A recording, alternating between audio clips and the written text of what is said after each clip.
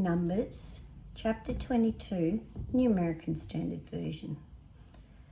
Then the sons of Israel journeyed on and camped in the plains of Moab, beyond the Jordan, opposite Jericho.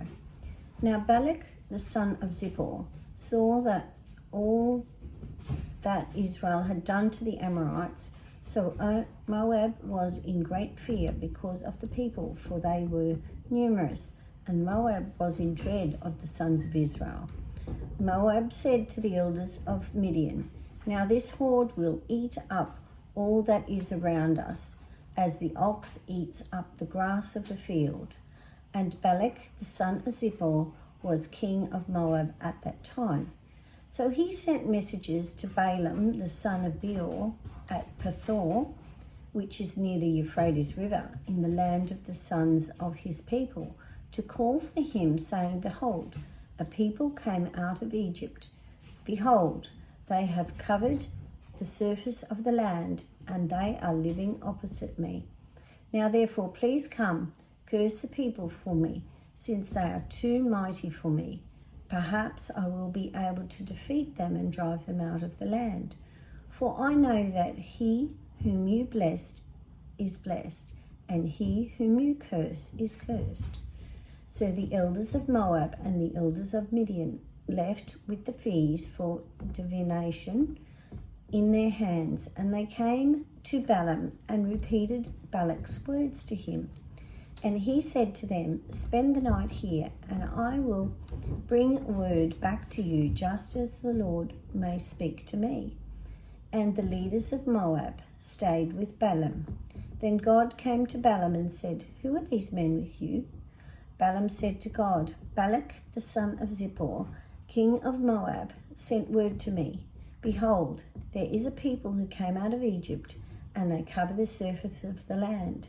Now come, curse them for me. Perhaps I will be able to fight against them and drive them out." But God said to Balaam, "Do not go with them. You shall not curse the people, for they are blessed." So Balaam got up in the morning and said to Balak's representatives, "Go back to your land, for the Lord has refused to let me go with you." And the representatives from Moab got up and went to Balak and said, "Balaam refused to come with us." Then Balak sent representatives once again, more numerous and more distinguished than the previous. They came to Balaam and said to him, "This is what Balak, the son of Zippor, says. I beg you, let nothing keep you from coming to me, for I will indeed honor you richly, and I will do whatever you tell me. Please come then, curse this people for me." But Balaam replied to the servants of Balak, "Even if Balak were to give me his house full of silver and gold, I could not do anything either small or great, contrary to the command of the Lord my God. Now please, you also stay here tonight, and I will find out what else the Lord will say to me." And God came to Balaam at night and said to him, "If the men have come to call you, rise and go with them, but you shall do only the thing that I tell you." So Balaam arose in the morning, saddled his donkey, and went with the leaders of Moab. But God was angry that he was going, and the angel of the Lord took his stand in the road as an adversary against them.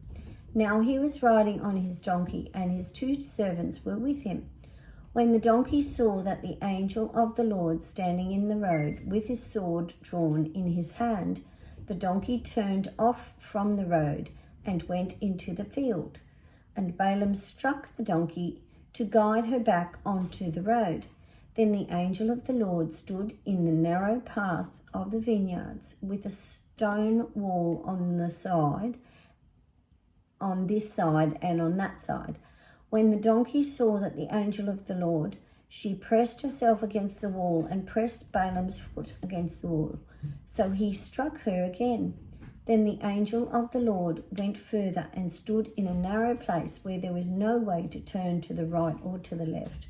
When the donkey saw that the angel of the Lord, so she lay down under Balaam, and so Balaam was angry and struck the donkey with his staff. Then the Lord opened the mouth of the donkey, and she said to Balaam, "What have I done to you that you have struck me these 3 times?" And Balaam said to the donkey, "It is because you have made a mockery of me. If only there had been a sword in my hand, for I would have killed you by now." But the donkey said to Balaam, "Am I not your donkey on which you have ridden all your life to this day? Have I ever been in the habit of doing such a thing to you?" And he said, "No." Then the Lord opened Balaam's eyes, and he saw the angel of the Lord standing in the way with the sword drawn in his hand, and he bowed all the way to the ground. Then the angel of the Lord said to him, "Why have you struck your donkey these 3 times? Behold, I have come out as an adversary, because your way was reckless and contrary to me. But the donkey saw me and turned away from me these 3 times. If she had not turned away from me, I certainly would have killed you by now and let her live." So Balaam said to the angel of the Lord, "I have sinned, for I did not know that you were standing in the way against me.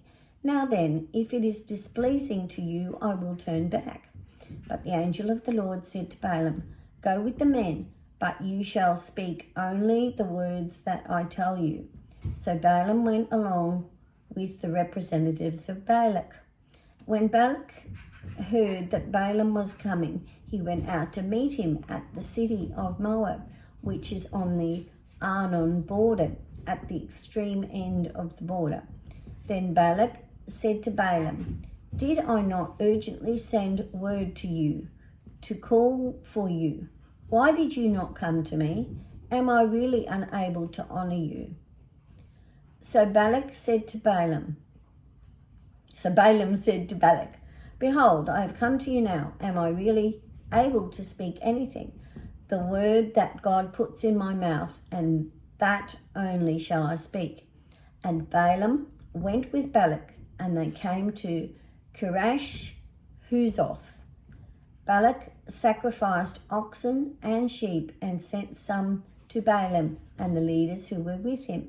Then it came about in the morning that Balak took Balaam and brought him up to the high place of Baal, and he saw from there a portion of the people.